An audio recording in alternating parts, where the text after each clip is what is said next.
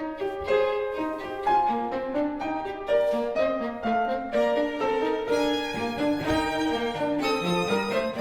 Gabriel Merrill-Steskal, and I've been lucky enough to be covering the Olga Kern piano competition this week. And I'm really excited to speak with a couple of our jury members about the chamber music round. My name is Philippe Raskin. I'm Belgian. I'm very happy to be for the second time in the jury of Olga Kern competition. And I teach in Vienna, in IMEP, Belgium, and in Brescia, Italy. Awesome. I'm Alexandre co-head of the piano department at Manhattan School of Music in New York. When you're listening to the pianists play their chamber music pieces, what are you focusing on? Like, what do you think makes a pianist a good chamber music player? First of all, your own musicianship, how you understand the music, how you lead when it's time to lead, how you take the lead from musicians, on what level you operate, speaking about musical ideas, speaking about sound quality. It's a balance. I think that's the key word. It's a balance between many things. Personality, musicality, structure, communication with the quartet, obviously. As you said, knowing when to lead, when to be in the back. It's really many parameters. It's not easy, but it's fantastic.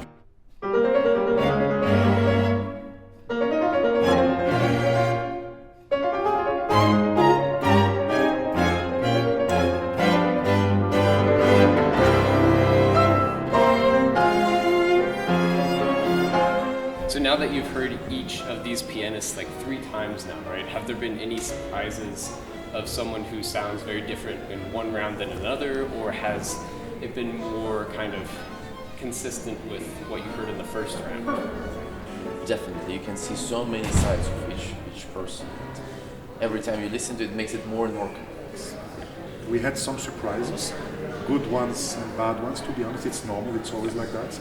So I remember one of the candidates, without naming her, was really amazing in the first round. We all loved her, she got very good points. And then unfortunately in the next round she didn't play at the same level, so she could not pass. And then the other way around as well. Another candidate who didn't really convince me first round, and then she played great second round. And so, but that's one of the keys, I think, in international competitions, is like a marathon. And you need to be able to play different programs like that in 1 week. So it's not easy for them.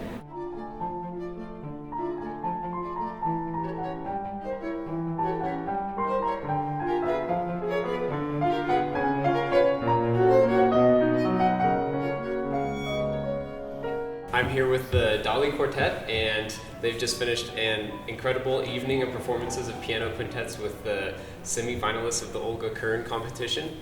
And I just want to hear a little bit about what it was like to rehearse with these pianists. Each of these contestants was very different from one another, which was really fun for us. We want to see that they have their own interpretation, that they're not just trying to fit in with us, but that they're kind of leading us and, showing us their kind of ideas. We had 1 hour blocks with each pianist, and the Brahms quintet is 40 minutes. The Dvorak quintet is maybe about the same, 35-40. We probably all thought of our role as being here to try to bring to life their vision of these pieces, and not to assert our own, but to ask questions. Okay, so please let us know what you need. We're going to try to do the best that we can to play with you, to hear what you're after. We got to perform the Brahms like 3 times. It's the same piece, but everything, musicality, articulation, phrasing. I mean, it was like, wow. You've been a quartet, it seems, for quite a while, and have had a really successful, career and performed a bunch of different places. And how do you, or what advice would you give to younger musicians who are forming a chamber group? There are basic things that need to work for a quartet to work in terms of the level of playing, but more importantly, it's also how we get along. How we can respect each other, how we can work as hard as we do, but always with a very positive outlook, because what we really want to accomplish is to make the music sound the way we want it to sound the best. And I think we're all looking to try to support each other as much as possible.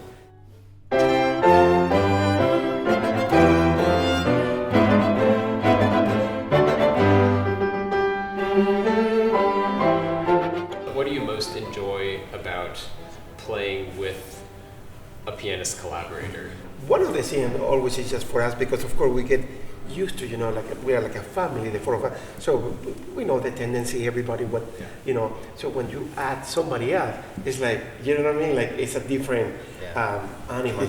I found that also very interesting to hear and work with their perception and perspective of the work. Because sometimes we work it out ourselves first before we show up to the first rehearsal. And then it's always so great to it's a great learning experience to see how sometimes completely different idea they have. And so we're going to learn a new way of doing a piece we already know. How a pianist makes a beautiful legato? It's all an illusion. It's like sorcery, And so that has taught me so much about how to use the bow, and the kinds of sounds that the pianos can make and that the person can make, and how you make a phrase.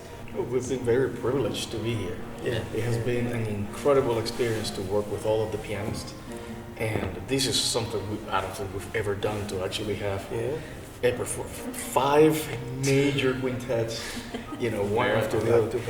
But it always felt like, okay, this is the first one. This is the first one. By the time we were done, it's like, okay, it was amazing. I think it was a fantastic experience.